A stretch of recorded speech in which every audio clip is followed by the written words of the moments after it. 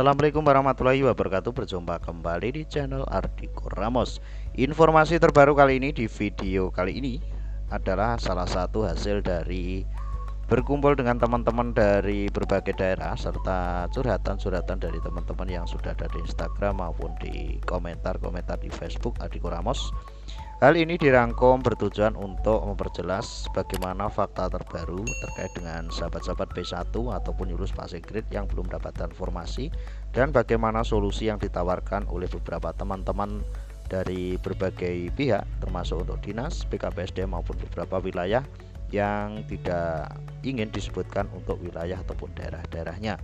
Berikut untuk ulasan terbaru untuk sahabat-sahabat, mudah-mudahan video ini bisa bermanfaat. Solusi bagi P1, P2, P3 dan umum belum mendapatkan formasi dikhususkan untuk P1 ataupun yang sudah lulus passing grade yang tengah menunggu kapan dibukanya SSCSN dan akhirnya dibuka tanggal 31, namun kembali lagi tidak dapat formasi, dan ini cukup menyakitkan yang bisa ditangkap oleh admin Ardiko Ramos.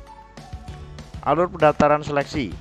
Proses pendaftaran PPK Guru tahun 2022 yang sudah sering sekali di-share oleh teman-teman di media sosial, bahkan bisa dilihat di laman resmi SSCSN. Tidak perlu saya jelaskan terlalu detail bahwasanya di sini untuk penempatan yang langsung adalah untuk P1 jika mendapatkan formasi.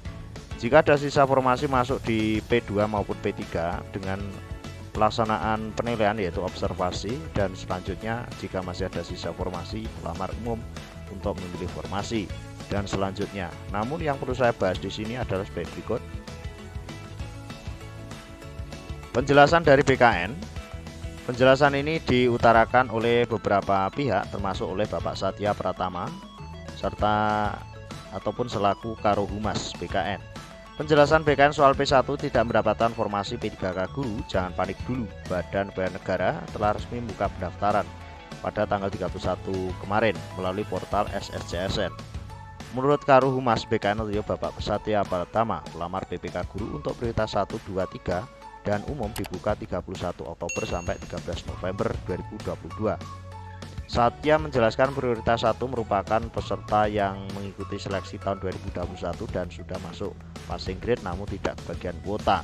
Pada SSCSN tahun 2022 ini, seluruh pelamar yang sudah terdaftar tahun 2021 dan sebagai prioritas maupun yang belum mendaftar pada 2021 tetap melakukan registrasi sampai menyelesaikan pendaftaran yang dimulai pada 31 Oktober sampai 13 November, terang Satya Pratama pada siaran pers Selasa hari ini. Terkait dengan situ, untuk penjelasan juknis yang berhasil dirangkum oleh tim Ardiko Ramos, jika pelamar masuk dalam kategori prioritas 1 namun tidak mendapatkan kuota penempatan, maka saat pemilihan jenis seleksi, sistem akan menampilkan data, mohon maaf, formasi pada instansi sudah tidak tersedia, Anda tidak dapat melanjutkan pendaftaran ini. Ini yang dirasakan teman-teman yang sudah lulus passing grade, sangat menyakitkan. Lanjut. 4 pelamar yang menjadi prioritas 1 namun tidak mendapatkan formasi tidak dapat melanjutkan proses pendaftaran. Namun ada beberapa poin 5 dan 6 bagi pelamar prioritas dapat melakukan turun ataupun naik status prioritas berdasarkan data pemetaan dari Kemendikbudristek. Yang saya bahas di sini adalah turun prioritas untuk P1 ya sahabat-sahabat, turun ke P2 maupun P3. Namun P1 ini yang peluang besar adalah turun ke prioritas 3. Jika pelamar merupakan pelamar prioritas 1 namun tidak mendapatkan penempatan, pelamar dapat memilih untuk turun prioritas. Pada saat pemilihan jenis seleksi, sistem akan menampilkan data pada dapodik pelamar. Sistem akan memberikan keterangan Anda tidak mendapatkan penempatan, Anda diperbolehkan untuk turun prioritas. Dari hal-hal yang tersebut dari atas sampai hari ini, sampai sekarang ini, untuk slide ini, admin sendiri menangkap bahwasanya untuk pelaksanaan PPK tahun 2022 ini memang sedikit rumit. Terus bagaimana solusinya? Terkait dengan hal tersebut, lanjut langsung di penjelasan BKN lagi. Penjelasan BKN ini saya kutip dari jpnn.com yang terbit pada hari ini. P1 bisa turun status dalam hal formasi jabatan P1 yang tidak mendapatkan penempatan lanjut, maka dimungkinkan bagi P1 turun status dengan melakukan verifikasi dan validasi ijazah. Walaupun tidak turun prioritas pun, verifikasi dan validasi ijazah ini terakhir saya cek di salah satu teman saya yang mempunyai login untuk menjadi peserta umum, itu juga mengalami verifikasi maupun validasi ijazah dan belum tercantum ijazahnya. Tentu dengan melihat integritas mata pelajaran dan ijazah yang dimiliki, ketersediaan dan sebagainya, banyak sekali ini. Terkait dengan tersebut, khusus untuk pelamar P4 dapat memilih formasi setelah P2 dan P3 selesai melakukan observasi dan ketersediaan formasi dari P2 dan P3. Jadi untuk P4 nanti pemilihan formasinya tidak tanggal 31 Oktober ya sahabat-sahabat. Namun untuk P1, P2 dan P3 itu di tanggal 31 sampai 13 November. Jika formasi sudah terpenuhi oleh P2 dan P3 maka P4 tidak dapat melanjutkan pendaftaran, tegas Satya. Lebih lanjut dikatakan seleksi yang digunakan dalam PPK Guru menggunakan UNBK Computeristek. Data yang ditranskripi dalam sistem pengolahan data SSSN pengolahan nilainya apabila hasil memenuhi PG beserta afirmasinya maka akan ditandatangani secara digital menggunakan digital signature dan dapat didownload serta diumumkan oleh masing-masing instansi. Detail dari pelaksanaan PPK Guru terdapat pada putusan Mendikbudristek nomor 349P 2022 tentang petunjuk juknis pelaksanaan seleksi calon P3K dan lain sebagainya. Namun ada beberapa hal yang perlu digarisbawahi untuk teman-teman yang sudah lulus passing grade P2, P3 maupun nanti peserta umum. Terkhusus untuk sahabat-sahabat yang P1, bagaimana solusinya jika tidak mendapatkan formasi pada kesempatan hari ini? Tentunya hal ini dikutip dari berbagai pihak, namun ada catatan juga, jika nanti kurang berkenan dengan solusi-solusi tersebut, silakan berkomentar di bawah video ini apa saja masukan dari sahabat-sahabat untuk solusi kedepannya agar nantinya bisa diperhatikan maupun menjadi referensi bagi pemerintah maupun Kemendikbudristek dalam menentukan kebijakan selanjutnya untuk penempatan maupun pemberian formasi pada P3K tahun 2021 yang sudah lulus passing grade maupun untuk peserta P2 maupun P3. Solusinya jika tidak dapat formasi bahkan turun prioritas.